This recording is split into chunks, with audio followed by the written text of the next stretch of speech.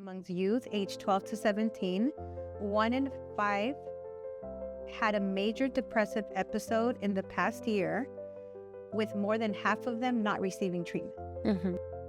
Sometimes the kids feel overwhelmed emotionally, or they feel nothing at all and they want to feel something.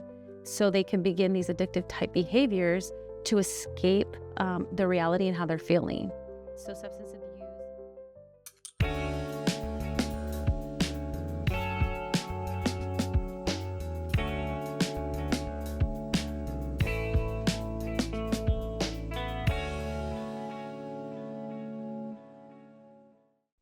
Welcome, Linwood Unified School District families, to Beyond the Classroom. We are very happy and grateful that you joined us for our very first episode. Today's episode will focus on mental health awareness. So I'm very excited and proud to tell you a little bit of today's guest speaker. I'm here to introduce you to Sarah Barnes, our licensed clinical social worker supervisor. Sarah Barnes comes to us with almost 20 years of experience in the mental health field. She's worked almost 10 years here in Linwood Unified. And before that, she worked in very different private mental health agencies as a clinician, including working for the juvenile justice system in LA County. I'm reading this because I want to make sure I don't miss anything, because you bring such knowledge. You have a bachelor's degree in theology, a master's degree in marriage and family therapist, and you are a licensed practitioner for psychotherapy. And these are things that we're learning here as a district also, of what they mean and what they stand for, right? Right. So ultimately, your experience, you're an official licensed marriage and family therapist. Correct. While you have the title here of licensed clinical social worker, your true background is licensed marriage and family therapist. That's right. Right. Okay. Yeah. So in addition to that, you're passionate about educating others. Here at the district, I know that you have worked in multiple areas, such as creating our website for the district. So thank you for that. So that's one of the things that we're going to actually refer to you as a resource, is our mental health website. That is amazing. That provides a lot of different resources to our families. Also, you created our manual for our mental health resources that are needed, protocols that we as a district needed to have when we started addressing mental health needs. Additionally, you're the creator of most of the mental health workshops that we provide here in the district to our families and to our staff, including the trauma-informed care workshops, the human trafficking, suicide prevention. So Sarah has been the creator of that, with some feedback of our other licensed clinical social workers, but she has taken the lead on that. She is also a private clinician that provides individual therapy to people, individuals, including couples, and family therapy if needed. And let me tell you, if I know something about Sarah, one of the last things I'm going to say about her is that she is a lifelong learner. She's always reading some sort of book. You're reading again. I always like to ask her information, because if she's like a walking encyclopedia in different topics. So yeah, no, she really is. She's really knowledgeable, and we're very lucky to have her here in Linwood Unified, which is why I wanted to put her first in this podcast, because mental health has been one of the highest, most talked about, most needed topics that we've had here in Linwood Unified the last, 5 years maybe? I would say closer to 10, but truly the last 5 years, especially after COVID, it's been very elevated. Right. You know, we've increased the number of social workers that we've had here as a district because of the need that we had. So I'm glad that the district was able to invest in that area. So we're very grateful to our district for that. And you as the supervisor, you're leading all the supervisors in that work. Right. So thank you for being with us today. And we're very excited to have you here. And just for the record, we're not actors. We're not used to getting recorded like this. But so you may see us a little nervous, but it's okay, because we want to get this information out to our families. We want to make sure that you become aware, because at the end of the day, when we educate families, you are able to take that back to your home and have healthier homes, you know, for everybody, not only the students, the children, because at the end of the day, students can't be well if families aren't well. Right. So we want to make sure that this information gets out there to our families. So again, going back to mental health and how here as a district, we have different resources, which we'll talk about, in a little bit. But let's start with talking about mental health. That's very new to us. And when you first started here, you had to educate us. Right. Because we were very hesitant to understand it, especially culturally. Sometimes us as Hispanic cultures, it's something we don't talk about. Right. I remember I used to tell you, like, Sarah, that's not something that I grew up with. I don't even know what mental health care is. Like, what does that mean? What does it stand for? So let's dive into a little bit of what mental health is. Like, why is it important, and what can we do as people to understand it and get a little bit more comfortable with? So we can start with that. Like, what would you define mental health? Like, what is it? Okay. So mental health is what it sounds like. It's essentially the health of the mind. So mental health, it encompasses your emotional, your mental, your psychological, your social, and I would even say your physical well-being. And so mental health, it does affect your quality of life, and your quality of life, that also encompasses so many different facets, but it also overlaps with your mental health, which means your quality of life is affected by your mental, your emotional, your material, your social, your psychological, your financial, and your spiritual well-being. So essentially that is what mental health is. And it affects your everyday life and how you execute your daily activities. And so it affects how you cope with stress. It also will impact how you go about doing your relationships, whether that is a personal relationship or formal relationships, such as your coworkers, your bosses, community members. And it also is going to affect basically how you go about just doing everyday life. So as a person that, I'm not that comfortable with mental health awareness. I mean, now I am, I guess. When I first started learning about it 10 years ago, I never really understood it. So I think of health. When I think of health, I think of physical. Right. Like when I don't feel good, when I'm coughing, when I'm sick and stuff like that, right?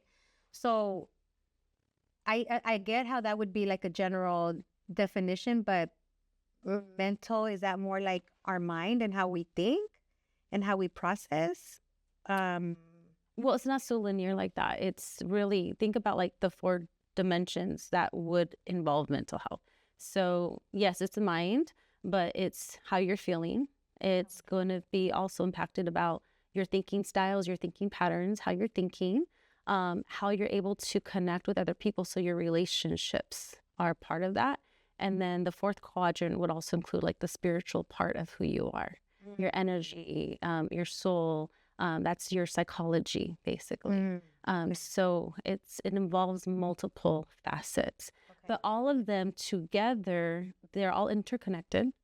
And it really is going to bring out for the person their sense of purpose in life, their meaning in life, and even just in general that personal fulfillment about how they are able to enjoy life and engage with life. Okay.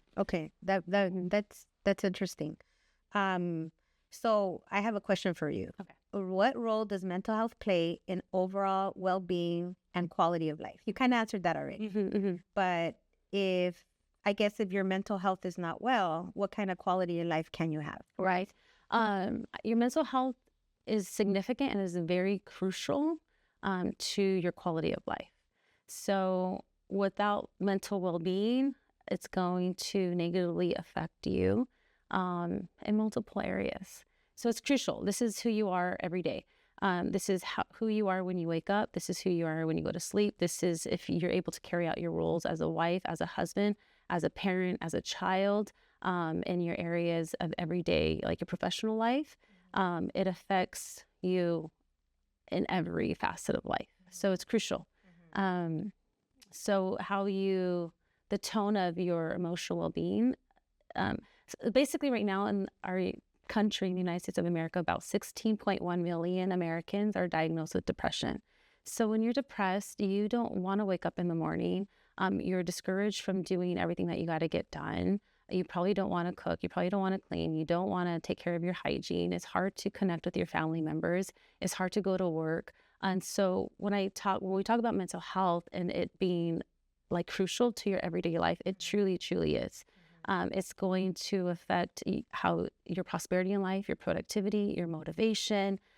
So really, it's the core of who you are is basically your mind and your emotional well-being, and it's going to you can't disconnect from your mental health. It affects everything in your life, your physical well-being, your physical health, your hormone inside your body, and so it's very a complex system. Yeah, it's very complex. So how does addressing mental health contribute to preventing physical health issues? Because I heard you say physical. Yeah. And, we talked about this in the past where I would say, well, I never even thought about that. Like, you just push through. Yeah. Like growing up, I don't know how many of you guys had, parents that would say, push through, like move forward, like don't worry about that. Don't worry about this. That's how I grew up. My parents, very hardworking people that I even tell you, like, I don't remember having any feelings. I don't remember feeling a lot growing up because that was something that we didn't talk about. Like feeling even angry or sad. It was just kind of like you push through, you move forward, and you continue working hard because that's what you do, right? You work hard.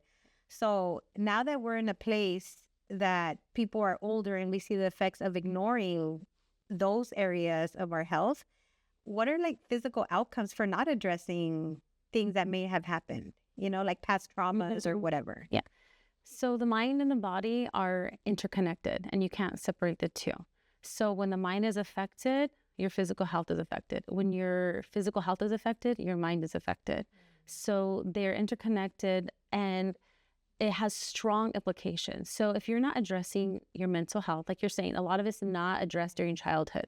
So as you get older, when you have unresolved issues related to maybe trauma, your childhood abuse, adverse childhood experiences, when you're not addressing issues that transpired earlier in life, research has shown, and it's proving that it does begin to create physiological illnesses throughout the lifespan. So for example, maybe home life was very chaotic for a child. And that child, as you said, wasn't able to express themselves or process their feelings or deal with their emotional concerns. And let's say they were shut down, their voices weren't heard. That child then can learn as they get older, for example, to be a people pleaser, a placater, right? So that person who wants to please everybody continues to neglect their needs, continues to neglect who they are. And in turn, the suppression of that voice begins to turn into physiological illnesses because what happens is stress is not being dealt with. So the body produces, we all have stress hormones in our bodies. And the stress hormones are called cortisol. A child that whose voice is not heard in childhood, and then they begin to repeat that as a way of living throughout the lifespan, they actually are trapping what we call cortisol hormones, which is a stress hormone. So our body has us experience stress as a safety mechanism for survival's sake, but it's meant to be short-lived, right? So when those stress hormones are not being broken down and dispersed, then we begin to create inflammation of the body. So that child now at 20, 30, 40 years old that has learned to suppress and not deal with their stress, and they're not utilizing effective coping strategies to release all those stress hormones, that body begins to inflame itself to where it creates and or turns into fibromyalgia, high blood pressure, arthritis, and long-term, the rates of cancer, like they're skyrocketed. So your chances of getting cancer later on in life are dramatically that much higher because your body is living with constant inflammation. Wow. So there is this huge correlation between the mind and body connection.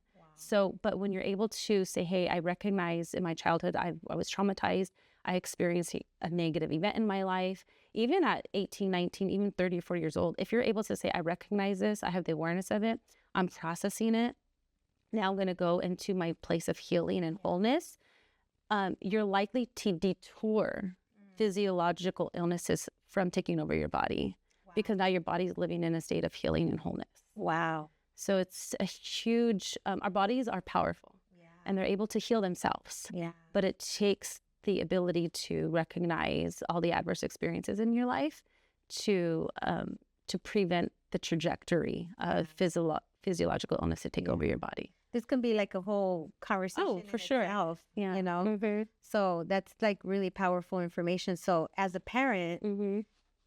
being able to know all of this information, I think is really important because it can help not only our health as parents, but the health of our kids. Right. And our future grandkids or, you know, the generations that follow. So as a parent, where do you start?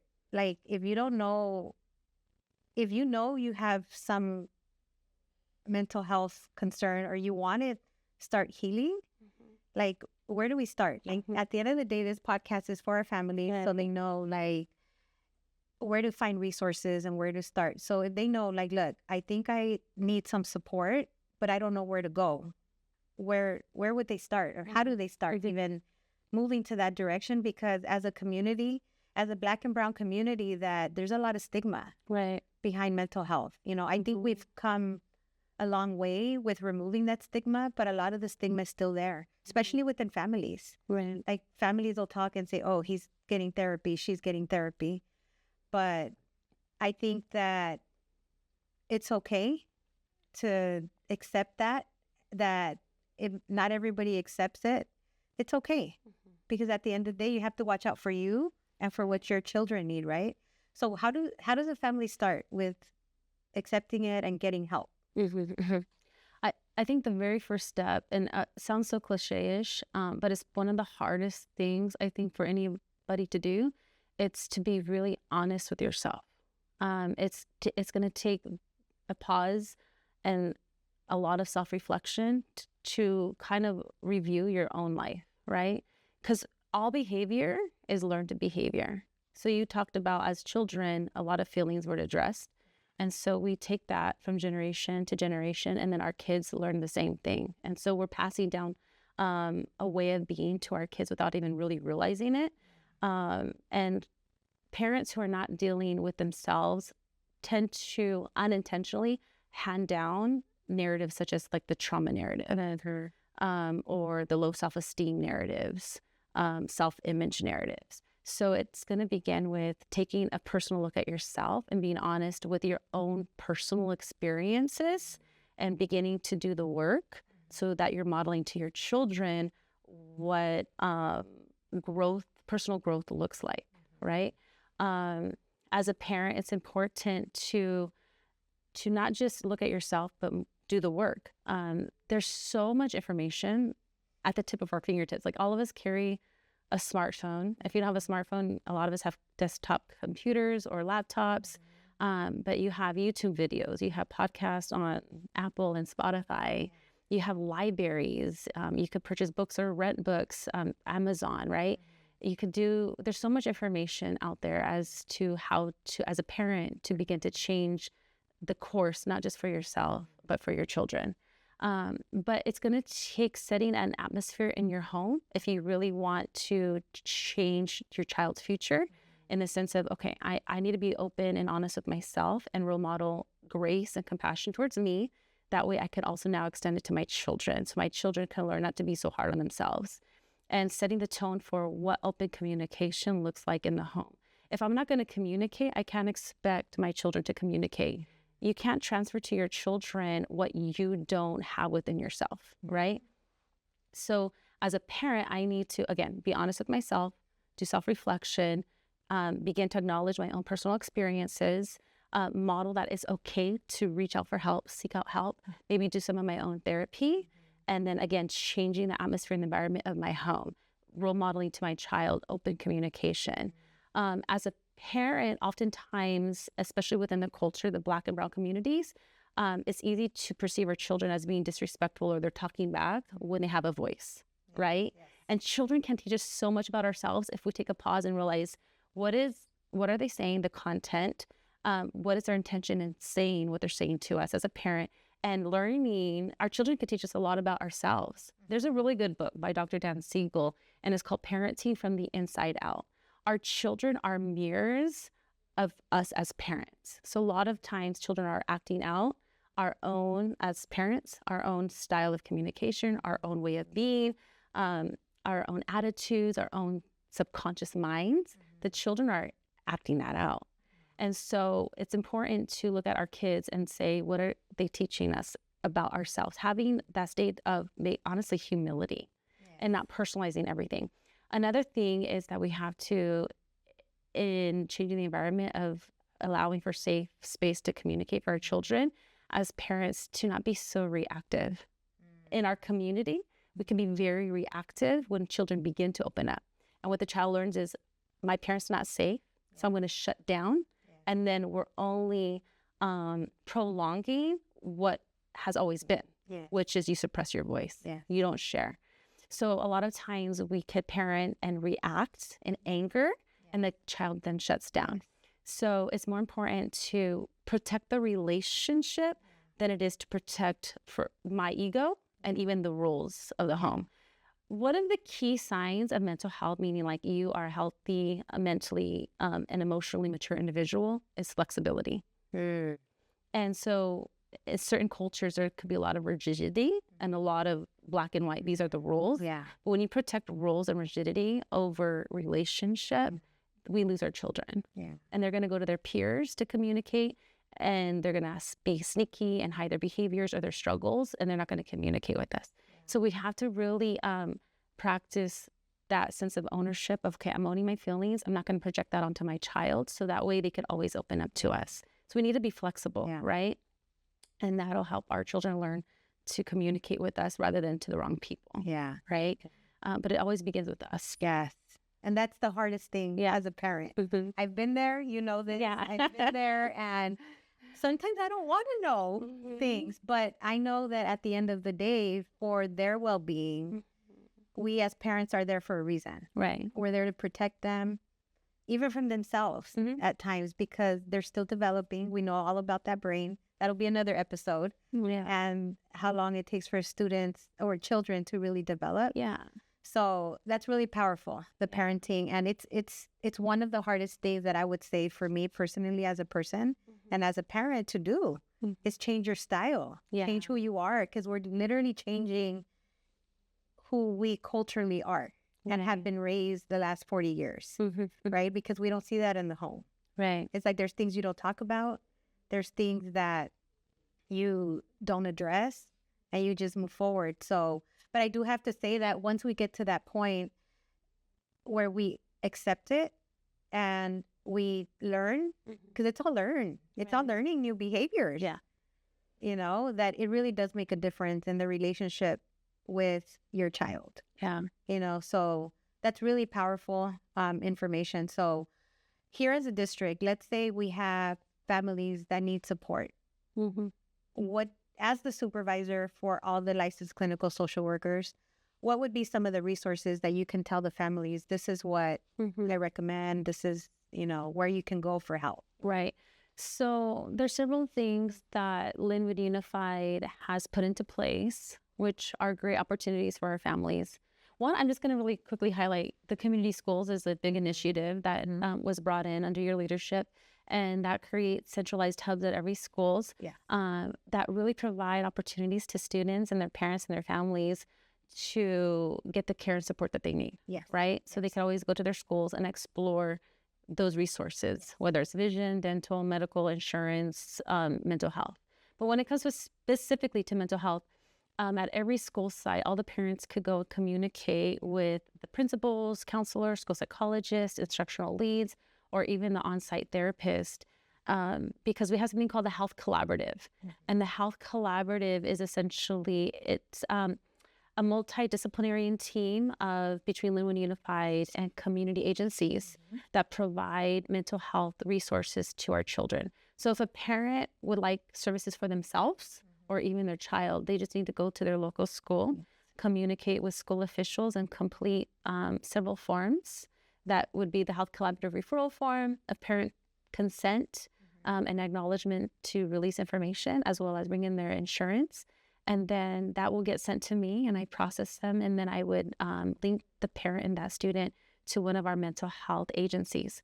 And oftentimes those agencies come to our school sites, the therapists, and they provide individual therapy to the students here. But if the family wants family therapy, they could go to the home or even somewhere within the community where the parent feels comfortable and have their sessions as a family together, wherever the parent prefers. Great. And this is new. This is something that you didn't know I was going to ask, but our health collaborative has been around about 14, 15 years now. At least. So it's not new. It's not a new. It pre-existed me. It's pre-existed her. And even me, before I came here, I was actually an assistant principal at a school site when they started bringing in therapy to the school district, which was very new to us. So on average, about how many families do you think have gone through this health collaborative since it started? Maybe Since its inception? Yeah, maybe. Oh, man. I mean, if we're averaging a good maybe 600 per year, and it's been here for, you said 14, 15 years? Maybe over 7,000 families.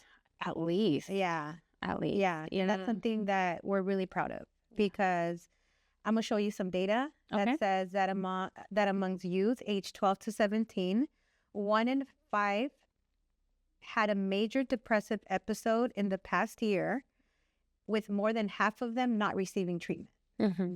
So being able for us as a district to provide this resource, we're very proud, and we're going to continue, because we don't want anybody out there to not have the resources that they need. Right. That's a lot of kids, a lot of students, a lot of young adults that need the help, right? And even if you're an adult, while we can't refer adults, we do have resources for adults. Right. It's a whole family situation that we want to help, right? Mm-hmm. So another topic or another point that I want to bring up is over 13% of youth and 5% of adults reported serious thoughts of suicide, with 2022 seeing the highest record number of suicides in the United States. Why is it important for kids to get mental health support? Well, first, to definitely decrease these numbers of suicide. One suicide is one life too many. And a lot of kids have so many different forms of pressure coming their way. The number one cause of suicide for the student population is bullying, whether it's cyberbullying, the online bullying, or in-person peer-to-peer bullying. And so oftentimes kids are struggling and parents don't even know. I believe it's almost like 85% of caregivers didn't even know that a child had even attempted suicide the first time it happened. And again, this goes back to how comfortable our children with communicating with their parents that they're struggling. Our stigmas and taboos remaining in the home. And that's why the child's not getting the support. Are their mental health symptoms being minimized? Are they just being overseen? Because usually most students, there's always a cry of help and the signs are there.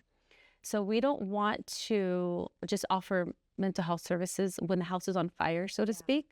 We want to prevent the house from even catching on fire, right? And that's why getting mental health before a student becomes severely depressed and or suicidal, that they get the help that they need. We don't want them to struggle alone. Yes. That's what depression is. Depression is a person that is basically viewing life very darkly. It's that doom and gloom mentality. Depression, especially, well, it's really at all age levels, but depression is basically like, think of a funnel, like it's a one-way funnel of negative information going through the mind. And it's not in one ear and out the other. It's staying stuck between both ears, basically. And so when a child or a minor or a teenager, or even an adult, when they're experiencing like that negative content, like I'm better off dead, I'm not lovable, my family would be better off without me, those thoughts just grow and they get worse. And before you know it, then the act of suicide is not too far away, right? So we want to catch all of the struggles now ahead of time when they're mild or moderate before it becomes severe. It becomes almost like too late. So what would you say, so in that example that you just provided with the depression, how with psychotherapy, with learning that that's therapy, right? How is that going to break that train of thinking? Well, you are teaching the child to recognize negative thought patterns. Okay. And then they learn how to interrupt those thought patterns and replace those negative thoughts with reality-based thinking thoughts. Meaning, so if a child feels I'm ugly, it's like, no, recognize I'm beautiful. And then you begin to recognize your positive strengths and your positive qualities, and you begin to replace the negative with the positive. And then over time, you're retraining your mind how to think on a habitual basis. Okay. And then your mind begins to take an upward trajectory of positivity and a more positive outlook on life. Yeah. So that's just an example of what could happen in a session or two. Yeah. And- And seeing that a lot of students, I say students because we're in a school district, but a lot of children, they use social media. Mm-hmm. And a lot of times they see themselves and they don't see what they see. They see other people and then they compare themselves. Right. So then they get into deeper thoughts that why don't I look like this? And, that's another topic. Right. Social media. There's so much out there. Yeah, that's a whole other topic in itself that, we are going to bring to our families. And that But goes back to the parenting. it goes back to the parenting. It goes back to Being mindful of how electronics and a child always being connected affect how mental affect health. them. Yeah. Yeah. So part 2. Part 2, look out for that one. So very important information. One more data, around 18% of adults and 9% of youth experience a substance abuse use disorder in the past year. Most did not receive treatment, highlighting a significant gap in care. So how would you connect substance abuse with mental health? Like, is there a reason? Absolutely. So those are negative coping styles. Sometimes the kids feels overwhelmed emotionally, or they feel nothing at all and they want to feel something. So they can begin these addictive type behaviors to escape the reality and how they're feeling. So substance abuse begins, it's called self-medication. Self-medication. So they're medicating to feel better, or they're medicating to survive another day or to get through another day. So it's not necessarily negative, the intention, Yeah. because they're just trying to feel better.